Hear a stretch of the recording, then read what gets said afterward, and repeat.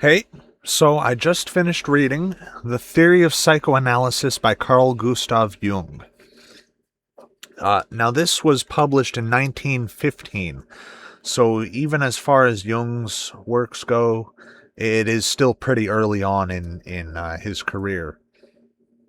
Um, so, first off, Jung both uses Freud and he criticizes Freud.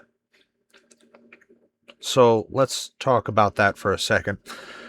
Um, Jung entertains the thought of childhood sexuality, which is one of Freud's major theories. As far as I know, Freud maintained that children have sexual tendencies. Uh, for his entire career, for his entire life, he maintained this. And of course, he was wrong about that. Uh, Now, Jung criticizes this, saying that the behaviors that Freud calls sexual are in fact nourishing and not sexual, such as suckling. This is a nourishing thing. This is not a sexual thing. It does not become sexual until puberty.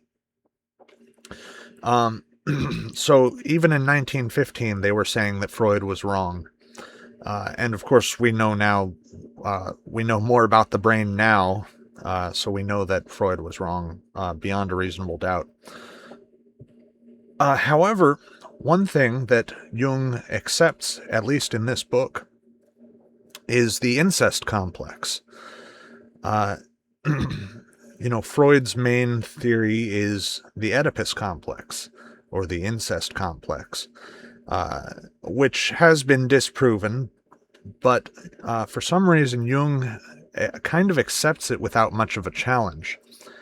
He doesn't really explain much of why he accepts it, but he does accept it. So Jung discusses childhood trauma, and he states that childhood trauma is not actually the cause of neurosis in the adult mind. In fact, the adult mind produces its own neurosis with its own causes. He criticizes the theory of childhood trauma. And also, he mentions that Freud abandoned the theory of childhood trauma. So, childhood trauma is probably not the cause of a lot of neuroses, at least not that Jung ever covered. Now, what is interesting is that I know that Freud eventually went on to have different theories and never really discussed the Oedipus complex much, or trauma theories. He discussed mythology, and in this book, there is mention of mythology and mythology's relation to psychoanalysis. It seems that he was in the very beginning stages of formulating this in this book in 1915.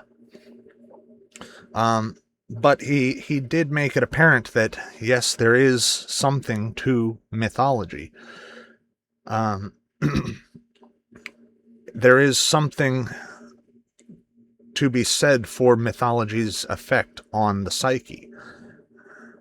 And there is, whenever you have a dream, he talks about dream analysis. Let's say you dream about getting baptized. That's the example he gives. Well, in order to understand the meaning of the dream, you would have to understand the meaning of baptism. You would have to understand the meaning of all water rites. You would have to understand the meaning of all rites of initiation, because baptism is a rite of initiation. And you would have to understand all rites involving sprinkling. So he really makes it complex, and it is complex. So this was a very thin book, and it didn't give a whole lot on how to do psychoanalysis. It just discussed psychoanalysis up to that point, and a couple of cases of a couple of cases in which he applied psychoanalysis. Uh, for example, there was a girl who was afraid of her father, but she didn't realize she was afraid of her father until after discussing with Carl Jung. And she had a dream that was essentially the Big Bad Wolf and Little Red Riding Hood. And he analyzed this dream, and he said, well, he came to the conclusion that the Big Bad Wolf must represent your father, and you have a fear of being gobbled up by your father's presence. And after treating her, after giving her psychoanalytic treatment, she became more docile. She became less afraid, and she became more open to discussing things with her parents. So psychoanalysis is useful, I suppose. I'm not entirely sure how I'm going to integrate this into my essay, but I'll find a way. Thank you for watching. Peace.